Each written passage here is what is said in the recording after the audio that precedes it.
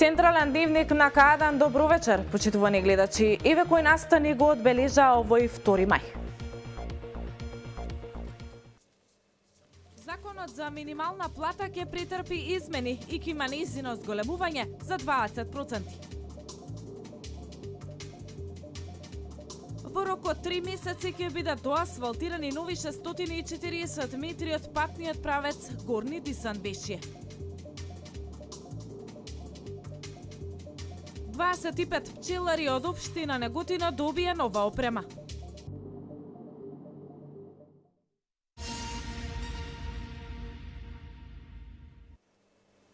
Наскоро зголемување на минималната плата за 20%. Ова го најави министерот за труд и социјална политика Ибрахими Ибрахими по работната средба со представници на репрезентативните синдикати во Македонија. Ова значи дека законот за минимална плата ќе претрпи измени, а до крајот на годинава се очекува и првото зголемување. Ибрахими додава дека направените анализи покажуваат дека има простор и можност да се продолжи оваа политика на зголемување на платите, која се реализира заедно со владата.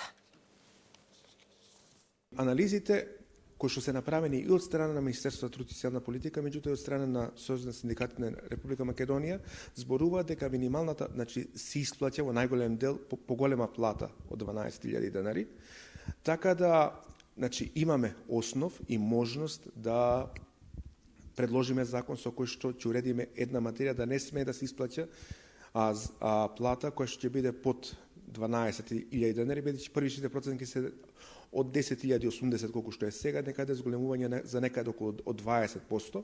А сметаме дека во најбрзо можно време дека треба овој закон да се донесе.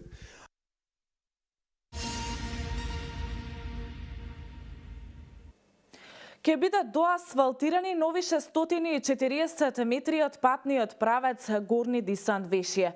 За таа цел денеска договор подпишаа градоначалникот на општина Неготино Ванчо Апостолов и представникот на фирмата изведувач на работите, која понуди најдобри услови на јавното надавање.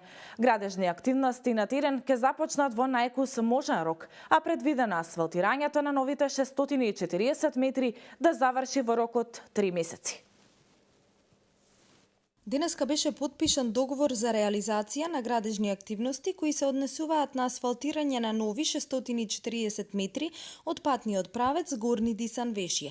Договорот беше подпишан од страна на градоначалникот на општина Неготино Ванчо Апостолов и представникот на фирмата изведувач на работите која понуди најдобри услови на јавното наддавање. Тоа е третата делница на патниот правец Горни Дисан-Вешје.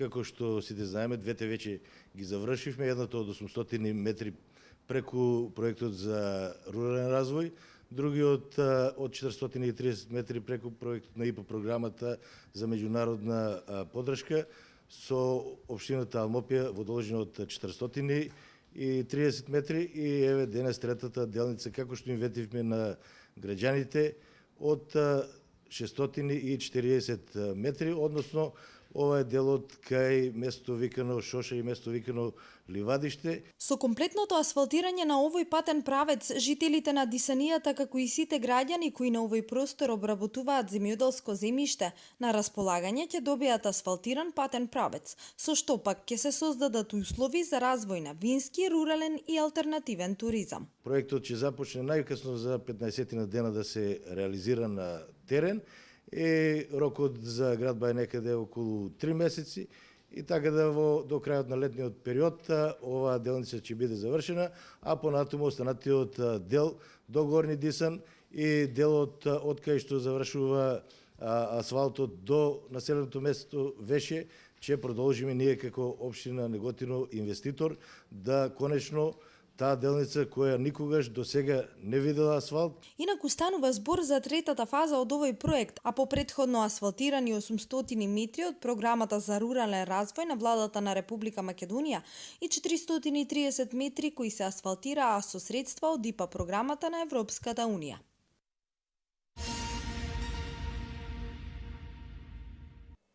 Винарската визба Тиквеш денеска соопшти дека на лозарите целосно им ги исплатила средствата за откупеното грозје од последната берба. Заклучно со 28 април исплатени се вкупно 263,5 милиони динари за откупени 17,5 милиони килограми грозје. На лозарите целосно им се исплатени средствата за откупеното грозје од последната берба од страна на винарската визба Тиквеш, соопшти компанијата. Заклучно со 28 април, кога и рокот за исплата на последната рата, исплатени се вкупно 283,5 милиони денари за откупени 17,5 милиони килограми грозје. Во соопштението стои дека исплатата на средствата за индивидуалните лозари заврши уште на почетокот на месец април, што е скоро еден месец пред крајниот рок определен со законска регулатива. Исплатата на средствата за откупеното грозје од бербата 2016 година се одвивала во континуитет во законски предвидените рокови, се вели во соопштението. Со ваква динамика и континуитет во исплатата на средствата за откупеното грозје, винарската визба Тиквеш има возможи на своите партнери, лозарите, навремено да ги завршат сите планирани земјоделски активности во лозјата, велат од компанијата.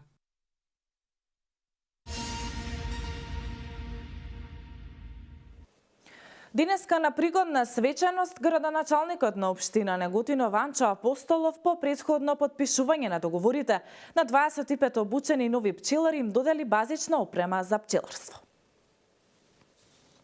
Новите 25 обучени пчелари од општина Неготино денеска добија базична опрема за пчеларство од страна на локалната самоуправа. Денеска на пригодна свеченост градоначалникот Ванчо Апостолов им ја додели опремата која се состоеше од 5 пчелни сандаци, центрифуга и останата опрема која е потребна за одгледување на пчелни семејства и финален производ. Со ова општината направи придонес за поголем развој на пчеларството во овој град. Мене навистина ми представува посебно задоволство што еве на денешниот ден дојдовме и до финалето, бидејќи и патниот правец Горни Дисан Веше, тие предвидени 430 метра веќе се асфалтирани и останатиот дел завршени се комплетно сите обуки и еве за на крај да на овие наши идни пчелари им подариме како општина Неготино опрема за пчеларство. Ова е дел од проектот Биекономи кој локалната самоуправа го реализираше преку ИПА програмата на Европската Унија за прекугранична соработка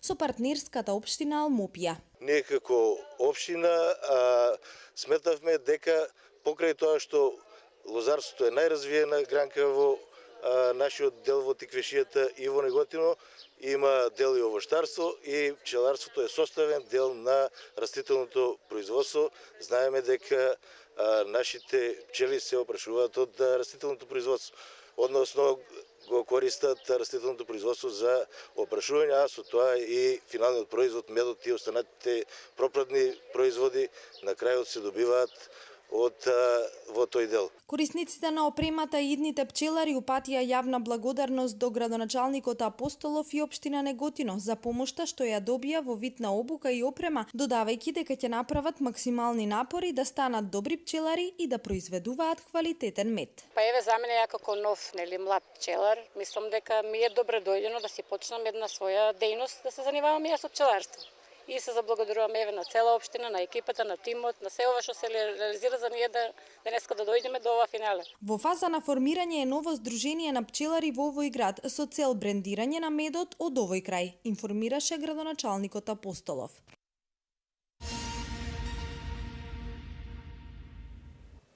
Бензините и дизел горивата ноќеска на полнок поевтинуваат за 1,5 динари по литар, одлучи денеска регулаторната комисија за енергетика.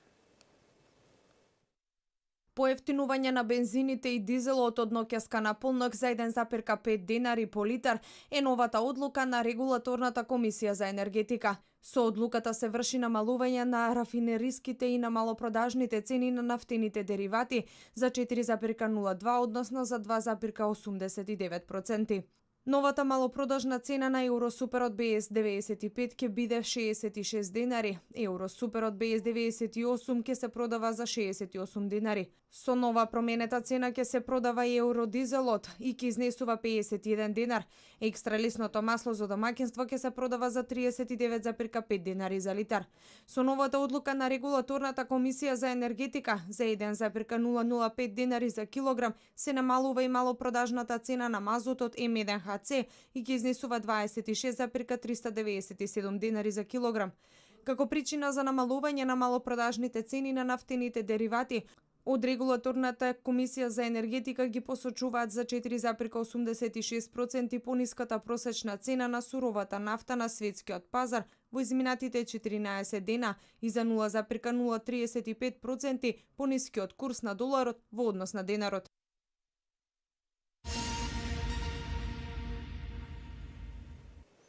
На државно ниво се намалува, а на локално раста процентот на имунизација на децата од школска и предшколска возраст. Лекарите со апел до родителите да ги вакцинираат своите деца со цел да ги заштитат од опасни заразни заболувања. На државно ниво се намалува, а на локално расте процентот на имунизација на децата. Редовна вакцинација на децата е препораката која лекарите ја опатуваат до родителите. Со ваков став е и Светската здравствена организација која препорачува што повеќе напори за зголемување на опфатот на имунизација. Вакцинацијата како дел од превентивната заштита е особено важна затоа што медицински е докажано дека е најефикасната заштита од многу тешки заболувања. Имаме едукативни контакти со родителите, ги викаме родителите кои одбиваат со новиот тренд, да го кажам, одбиваат да ги вакцинираат, па во слободните времења имаме контакти со нив. Успеваме да ги насочиме, да им кажеме дека не е грешката во вакцината, грешката е на што користат погрешни медиуми за нивна информација. И во поголем број случаевите можам да се пофалам дека делуваме позитивно на родителите. Доктор Тушева посочува дека невакцинирањето носи со себе ризици децата да заболат од болести кои можеле да се спречат со навремена имунизација. Проблемот ни е кога децата ни се раѓаат во Скопје или во други градови или надвор од Македонија, се родило во странство и не доаѓаат да ги пријават кај нас. Но бидејќи ви велам дека таа соработка е искрено добра, патронажните веќе се сестри со искуство и со доста едукативни семинари поминати, они буквално го чешлат теренот како во градот, така и во селата. Значи одат до Јаболчиште се оди со патронажни сестри. Значи немаме оставено како најдалечно место да кажам од наша општина, од руралната средина. Значи они себе проверуваат и ке слушне, еве како сега видовте, ке речат ние имаме 2 бебиња, не се донесени или се донесени или што треба да правиме и така агитираме, запишуваат име, презиме, проверуваме во картотеката и ако ги нема во нашата картотека, тогаш ги бараме. И додека на интернет се води дебата за штетноста на вакцините, доктор Тушева и другите стручни лица од оваа област се од друга страна. Надлежните институции и медицинските лица во земјава преку разни активности работат на подигнување на свеста за потребата од навремено примање на вакцините.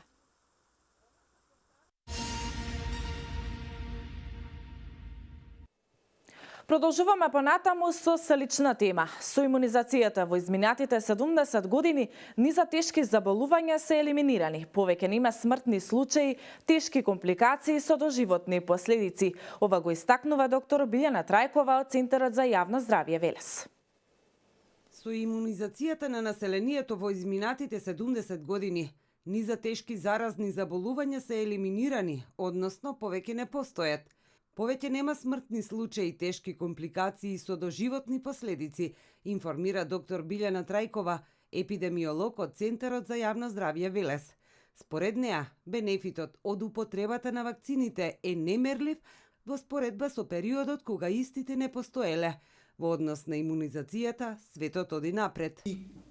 Таму, па се надеваме дека и кај нас понатаму нема само да се задржиме на основната имунизација, која што се обавува во детската и младечката возраст, значи таа е задолжителна редовна имунизација, него ќе обрнеме внимание повеќе на вакцините кои се даваат во текот на целиот живот, како што е вакцинацијата против грипот, како што е вакцинацијата против тифусот на лицата вработени во комуналните предпријатија, а најново во светот, а понатаму се надевам и набрзо и кај нас е, значи воведувањето на вакцинацијата во смисла на терапевтска имунизација. Иднината во лечењето на тешките заболувања во светот, како што се Алцхајмеровата болест, ракот на простата, рак на белите дробови, рак на дојка, ХИВ и други тешки заболувања, е во воведувањето на имунизациите.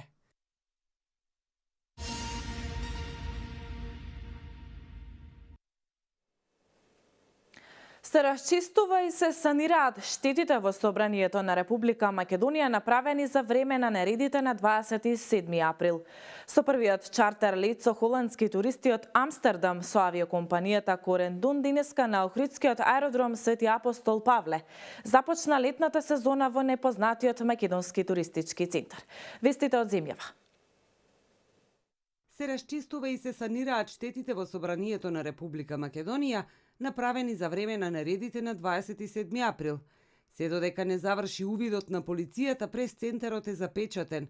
Утрината во собранието пристигнал Талат Џафери, а пристигнале и пратеници на ВМРО ДПМНЕ, заедно со премиерот и пратеник Емил Димитриев. За денеска не е закажана пленарна седница. Последната седница се одржа во четвртокот и беше продолжение на конститутивната седница.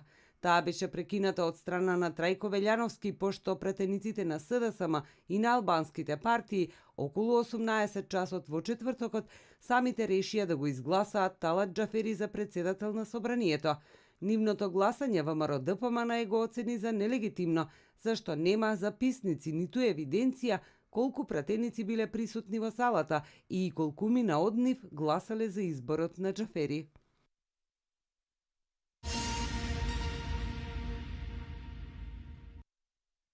Пратениците на пратеничката група на ВМРО ДПМНЕ во кабинетот на председателот на парламентот ги реафирмира позициите дека обидот за избор на председател на собранието на деловникот и уставот е нелегитимен. На состанокот е присутен поголем дел од пратеничката група на ВМРО ДПМНЕ и Коалицијата за подобра Македонија, како и лидерот на партијата Никола Груевски и досегашниот председавач со конститутивната седница Трајко Велјановски.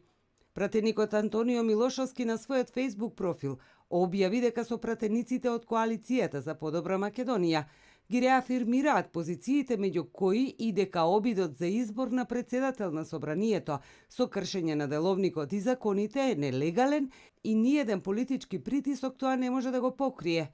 Против пратениците Мухиќ и Мисовски, кои преземаа неделовнички дејствија и предизвикаа политичко насилство, ќе поднесеме кривични пријави до надлежните институции. На Македонија во овие тешки и многу чувствителни моменти не е потребен нелегален председател на собранието, нелегална влада и создавање на тешки политички преседани со формирање на паралелни институции спротивно на уставот, кои можат да предизвикаат штетни и непоправливи последици. Ниту политичкото насилство, ниту физичкото насилство во собранието не се за оправдување, ниту пак заради насилни поединци некој има право целиот мирољубив народ да го нарекува терористи, се дел од позициите кои се реафирмираат на состанокот.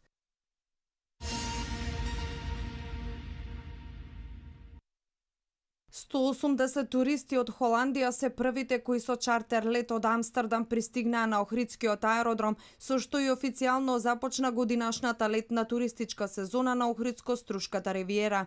Станува збор за туристи од земјите на Бенелукс, кои организирано пристигнаа во Охрид преку холандскиот туроператор Корендор.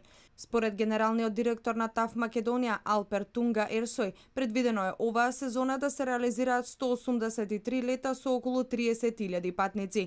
Од јуни ќе стартуваат и летовите од Полска. Сите податоци укажуваат дека бројот на гости што ќе слетуваат на Охридскиот аеродром од Холандија, Белгија, Англија, Швајцарија, Полска и Израел оваа година ќе биде значително поголем во споредба од лани, изјави Охридскиот градоначелник Никола Бакрачевски.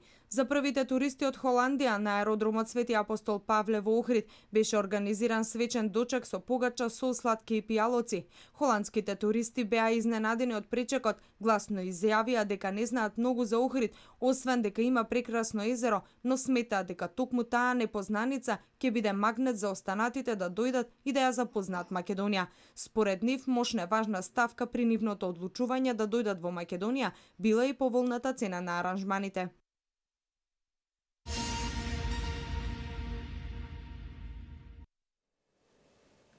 НАТО од 25 мај ќе има ново седиште во непосредна близина на сегашното во Брисел, а вредноста на проектот се проценува на $1 милиарда. Тоа денеска на заедничка пресконференција го потврдија шефот на НАТО Јенс Столтенберг и Шарл Мишел, белгискиот премиер, државата која е домаќин на алијансата. Во комплексот ќе работат 4000 лица, пренесува Танјунг. Одлуката за изградба на новото седиште на алијансата беше донесена во 1999 година, а градежните работи започнаа во 2010 година. Следуваат останатите информации од светот. Околу 40 лица се повредени во протестите што ги организира венецуелската опозиција во главниот град Каракас. Тројца ранети од огнено оружје, а повеќе лица се здобиле со лесни телесни повреди, соопшти градоначалникот на општина Чакао, Рамон Мучачао. Тој потврди дека повредените не се во опасност и поголем дел од повредените не се хоспитализирани. Од почетокот на минатиот месец во Венецуела се одржуваат антивладени протести, кои често пати прераснуваат во судири со полицијата. Причина за кризата во Венецуела се одлуките на Врховниот суд кои се однесуваат на овластување на претседателот и на парламентот кој е под контрола на опозицијата.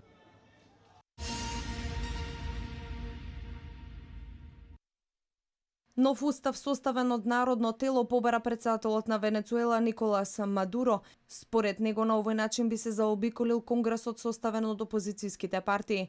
Тој пред своите приврзаници во главниот град Каракас истакна дека тој потек ќе го блокира фашистичкиот удар кој се заканува на државата. Според Мадуро, новиот ентитет кој ќе го пишува уставот треба да биде составен од граѓани, а не од политички партии, и тоа би било народно конститутивно тело. Ваквиот потек Мадуро го образложи со потребата за обновување на мирот и спречување на политичките противници во обид да извршат државен удар. Мадуро ја обвини опозицијата дека не сака диалог. Претседателот на Националното собрание, кој е под контрола на опозицијата, Хулио Борхес, изјави дека свикувањето на Уставното собрание представува државен преврат. Тоа е најсериозен државен удар во историјата на Венецуела и ние го повикуваме народот на бунт, истакна Борхес, повикувајќи ги граѓаните да продолжат со протестите и да се борат за своите права. Десетици илјади луѓе веќе еден месец протестираат низ улиците на Венецуела и бараат заминување од власт на претседателот Мадуро.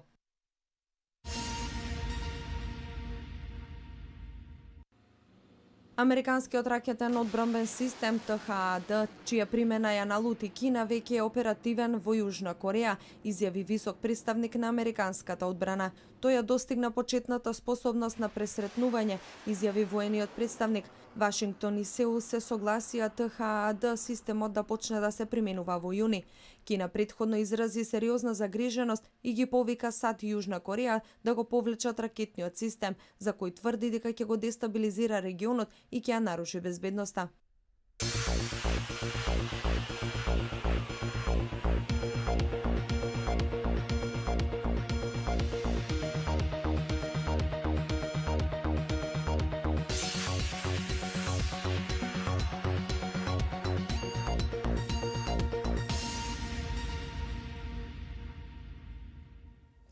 Денеска имавме сончево време со мала до умерена облачност и температура до 30 степен.